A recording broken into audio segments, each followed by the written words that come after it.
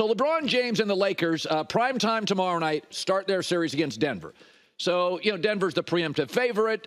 They swept the Lakers last year in the Western Conference Finals. So when I suggested a week ago, maybe the Lakers could rest LeBron AD in that first game and, end up facing Oklahoma City, who they match up with really well and had beaten several times this year. Instead of Denver, well, Colin, you can't duck. Yeah, you can. You can do that. There are better matchups.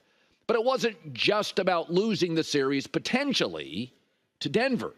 It's about the repercussions of losing the series to Denver. LeBron has options after the year, and right now he's easily the team's best playmaker, like easily.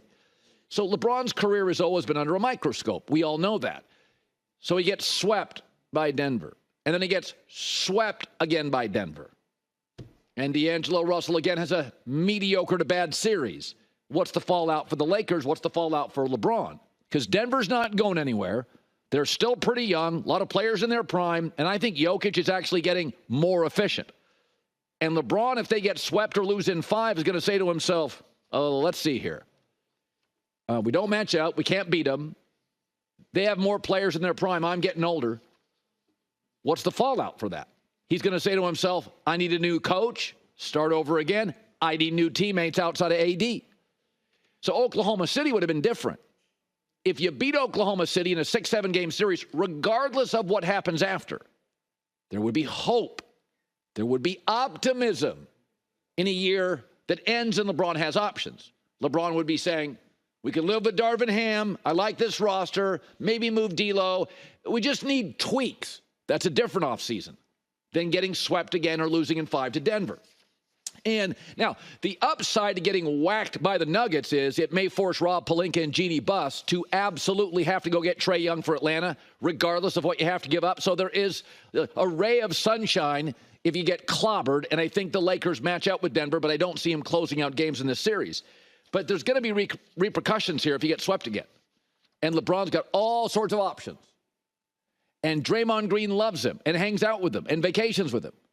And Steph Curry and Klay Thompson could certainly use another cagey veteran to score 24 points. Steph needs somebody next to him that consistently can score 23 to 24. Yeah, I think that's LeBron.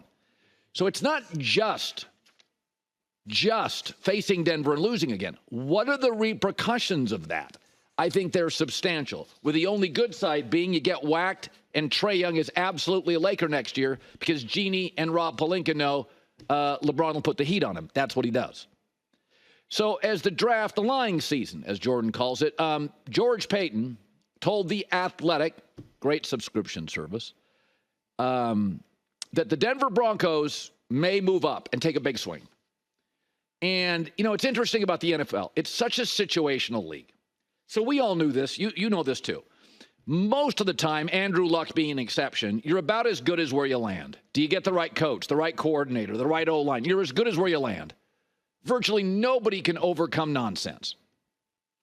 So that's very true, and we all know it. But here's something else. Even if you're a great coach, you have to get a top quarterback or you get fired. Pete Carroll loses Russell Wilson in his prime.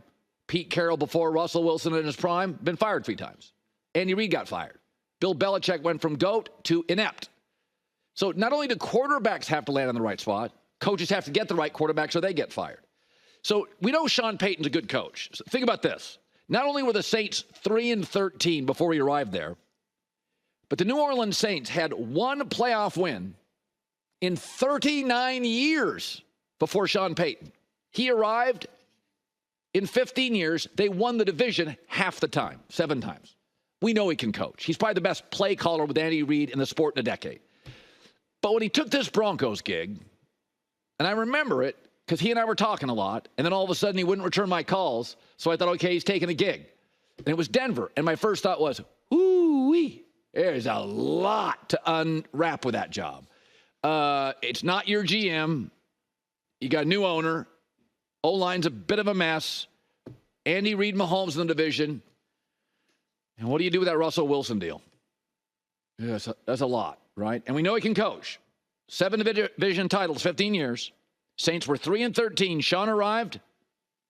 Division titles followed. They were the laughingstock of the league, not for a year, for 39 years. They couldn't win when they had Archie Manning, who was more athletic than Peyton and Eli combined.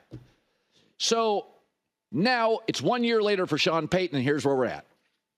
$67 million in dead cap money, and the only way they can get a top 2 to 3 quarterback is to give up massive draft capital.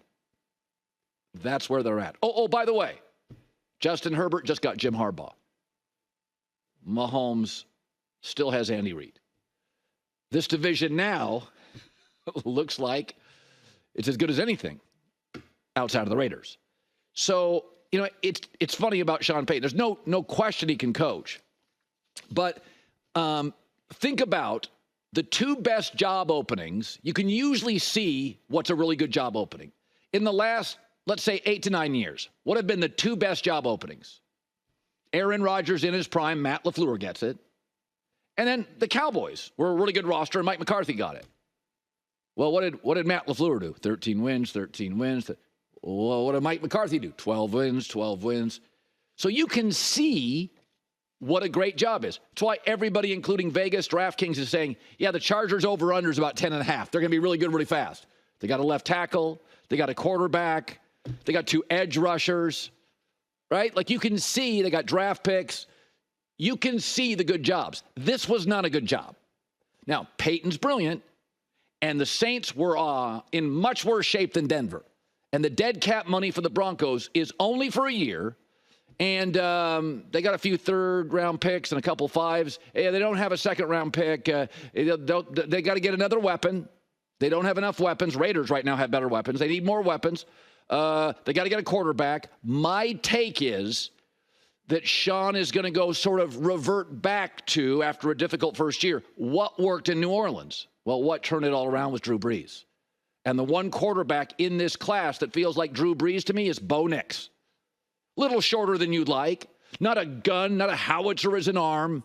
A lot of college starts, super productive, won a lot of games, super dedicated, and moves better than people think.